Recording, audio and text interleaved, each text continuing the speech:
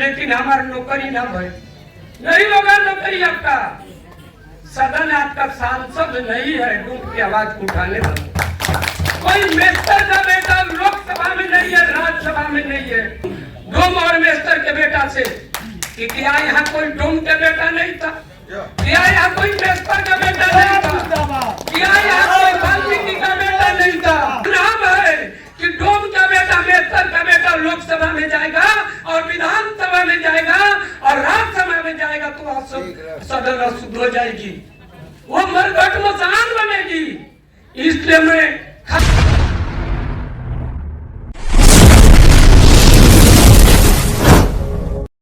भारत के रचयिता, भारत के भविष्य, भारत के आजादी दिलाने वाले, हम दलित शोषित पीड़ितों के आवाज, माँ बहनों को गुलामी से छुड़ाने वाले, भारत के संविधान रचयिता, हम सबों के आवाज देने वाले, हम सबों के चाक चौराहे पर आवाज को बुलंद करने वाले, हम सबों को स्कूल में शिक्षा को ग्रहण कराने वाले, हम सबों को पॉकेट में कलम खोजने के अधिकार देने वाले सर्वप्रथम बाबा भीमराव अंबेडकर के चरणों में कोटि कोटि नमन करता हूं।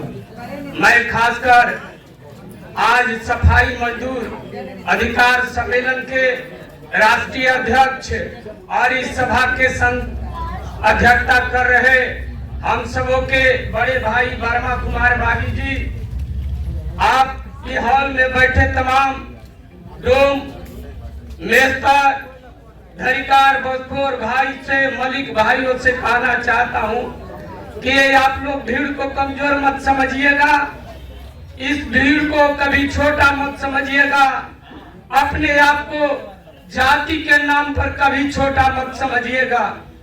हम कहीं भी जाते हैं तो गौर से कहते हैं कि मैं डोम हूं। आपको गौर करना होगा, अगर हम झोपड़ी से निकलकर रोड पर आएंगे और रोड से चाहेंगे तो हम सदन जा सकते हैं, लेकिन बाबा साहब ने तो हमें एक दिया है अधिकार कि शिक्षित बनो, संगठित बनो, संघर्ष करो। हमें शिक्षित बनना पड़ेगा और संगठित होना पड़ेगा, हमें आधी रोटी खाना पड़ेगा और अपने बच्चा बच्ची को शिक्षित बनाना पड़ेगा। फेंक दो झाड़ू, उठा लो कलम, तब हमारे भारत के जितने डोम के बेटा हैं, मेस्टर के बेटा है, मेस्टर के बेटी है, मेस्टर डोम की माँ बहने हैं, मैं इस मंच के माध्यम से मैं आपसे गुजारिश करता हूं कि जब तक आप अपने बच्चे बच्ची को शिक्षित नहीं बनाइएगा तब तक आपका आरक्षण का लाभ मिलने वाला नहीं है। मैं माननीय मंत्री जी के बात को बड़ी गौर से सुनना चाहता हूं। आप जानते हैं कि यह देश की आजादी 1947 में मिली और ये 77 वर्ष देश की आजादी चल रही है, लेकिन कोई दलित के बेटा, अनुसूचित जाति के बेटा, कोई ऐसा नहीं है कि जो आपको आरक्षण देने के काम करेगा। वो आरक्षण संविधान में है, वो आरक्षण शिक्षा में है। जब यहाँ लोगों ने सवाल खड़ा किया कि आरक्षण में आरक्षण, मैं कभी कभी पटना में आता हूँ तो खासकर कुछ डोम के बेटा हमसे मिलता है तो लोग कहता है कि भैया हम बैंक के फार्म भर देनी, लेकिन हमारा नौकरी ना भरे, नहीं होगा नौकरी आपका। सदन आपका सांसद नहीं है डूब की आवाज उठाने वाला। कोई मेस्टर का बेटा लोकसभा में नहीं है, राज्यसभा में नहीं है। अब कैसे का बेटा सीओ बनेगा, कैसे बेटा आपका राज्यसभा जाएगा? 12 गो एमएलसी का सीट सुरक्षित है, जिसमें माननीय मंत्री जनक चमार जी ने कहे कि मैं राज्यसभा राज्यपाल के कोटा से आया हूँ। कि आप बिहार के धरती पर मैं पूछना चाहता हूँ डोम और मेस्टर के बेटा से कि क्या यहाँ कोई डोम के बेटा नहीं था? क्या यहाँ कोई मेस्टर का बेटा नहीं था? क्या यहाँ कोई वाल्मीकि का बेटा नहीं था? क्या यहाँ कोई कबीर का बेटा नहीं था? मैं इस सदन के माध्यम से, इस सभा के माध्यम से मैं बिहार के माननीय मुख्यमंत्री नीतीश कुमार जी को यह आवाज देना चाहता हूँ कि अगर डोम के ऊपर अगर आपकी ध्यान नहीं रहेगी मेस्तर के ऊपर ध्यान नहीं रहेगी, धरिकार बसपोर के ध्यान नहीं रहेगी, तो डोम और मेस्तर का बेटा भी आपके ऊपर ध्यान नहीं करेगा। जब आप ध्यान हटाइएगा तब यह सरकार की चिंता आएगी। मैं माननीय देश के प्रधानमंत्री से कहना चाहता हूँ कि काराकाट लोकसभा में आपने जब उपेंद्र कुशवाहा का चुनाव लड़ा रहे थे और वहाँ पवन से चुनाव लड़ रहे थे, वहाँ एक कौन कुशवाहा चुनाव लड़ रहे थे महागठबंधन से, आपने उस समाज में उस मंच के माध्यम से 3 जाति को उन्होंने उच्चारण किया था। किस जाति का? चमार रविदास का उच्चारण किया था, पासवान प्रसाद का उच्चारण किया था और मुसहर का उच्चारण किया था। हम उनसे पूछना चाहता हूँ कि आपकी एससी कोटा में अगर डोम के बेटा है, मेस्तर का बेटा है, धरिकार का बेटा है, तो कभी उस बेटा के नाम ने कभी लिया है? नहीं लेते हैं। ऐसा क्यों? लोग का कहना है कि डोम का बेटा, मेस्तर का बेटा लोकसभा में जाएगा और विधानसभा में जाएगा और राज्यसभा में जाएगा तो सदन अशुद्ध हो जाएगी, वो मरघट मसान बनेगी। इसलिए मैं खासकर मैं अपने बड़े भाई बागी जी से कहना चाहता हूं कि मैं कैमूर के तरफ से बात देना चाहता हूं कि जब आपको जरूरत पड़ेगा रंजीत डोम को पुकारिएगा, रंजीत डोम चौराहा पर खड़ा रहेंगे और जनसंख्या हम लोग दिखा कर मानेंगे। डोम को आपको विधानसभा देना होगा, लोकसभा देना होगा। डोम के बेटा को दीजिए, मेस्तर को बेटा कर दीजिए।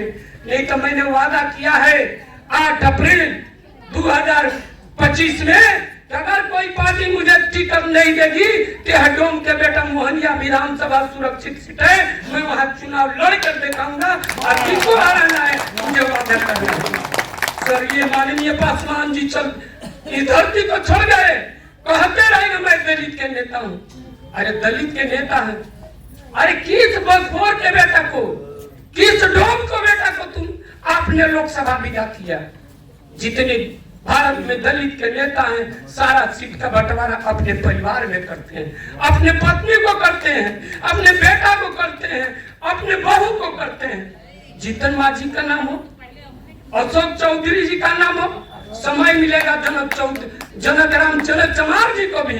तो अगर विधानसभा का टिकट लेने का बारी आएगा तो अपने बेटा को देंगे, अपने पत्नी को देंगे, अपने बहू को देंगे, अपने रिश्तेदार। कभी मैं वर्मा भाई से कहना चाहता हूं कि कभी डोम के बेटा को और मेस्तर को बेटा को ये टिकट देने के काम नहीं करेंगे। इसलिए मैं इस सभा के माध्यम से और इस मंच के माध्यम से कहना चाहता हूं कि हम डोम और मेस्तरों में बसपोर धरिकारों में बंटवारा नहीं होनी चाहिए। हम लोग के एक मंच होना चाहिए, हम लोग को एक सभा होना चाहिए, हम लोग के एक बैनर होना चाहिए और पूरे हिंदुस्तान में एक हमारा नेता होना चाहिए। तब हम जाकर सदन में पहुंचेंगे। हमारा बेटा बेटी जब शिक्षित बनेगा तब IAS IPS बन सकते हैं, हम हर सर्विस में जा सकते हैं। उसके बाद मैं कहना चाहता हूँ कि आज पूरे देश में सफाई कर्मी को दुर्दशा देख लीजिए, सारा नौकरी ठेका में चला गया। कहीं देखिए तो कुशवाहा परिवार के लोग बन रहा है, बीन जाति को लोग भर रहा है, चमार जाति को लोग भर रहा है, उसको रोड पर झाड़ू लगवा रहा है और डोम और मेस्तर के बेटा को नाली सफाई करवा रहा है। 6ठी वेतन भारत में लागू है। आप पूछ सकते हैं सरकार से, माननीय जीतन नीतीश कुमार जी ने देश के प्रधानमंत्री से कि सफाई का बेटा के, सफाई कर्मी के 6ठी वेतन कब लागू होगा, कब हमारे बिहार से ठेका की नौकरी जाएगी? शौचालय में जाइए ब्राह्मण के बेटा पैसा तो सिलता है, मेस्तर के बेटा डोम के बेटा उसकी सफाई करता है और उसमें पानी मारने के काम करता है। ये ठेका कब घटेगा? जब हम और आप एकजुट नहीं होंगे, हमारा एक नेता नहीं होगा, हम एक बैनर नहीं रहेंगे, तब तक कभी हम आजाद होने वाले। अम्बेडकर साहब ने हमें आजाद करके चला गया, लेकिन भारत के यहाँ के जो विदेशी अंग्रेज था वह चला गया, लेकिन भारत में बैठे बिहार सरकार के कुर्सी पर और केंद्र सरकार के कुर्सी पर अभी अंग्रेज आपका शोषण कर रहे हैं। इस अंग्रेजों से लड़ना पड़ेगा, इस साथियों से लड़ना पड़ेगा, तब हमारा बेटा बेटी का अधिकार मिलेगा। बागी भैया लेकिन आपको मिलने वाला। इसी के साथ में अपने वाणी को विराम देते हुए जय बुद्ध, जय अम्बेडकर, जोर से बोलिए डॉक्टर BR अम्बेडकर अमर रहे, डॉक्टर BR अम्बेडकर अमर रहे। जिंदाबाद, नेशनल एकता जिंदाबाद। सबको के प्रणाम सलाम। जय भीम, जय भारत, जय संविधान, जय समाजवाद।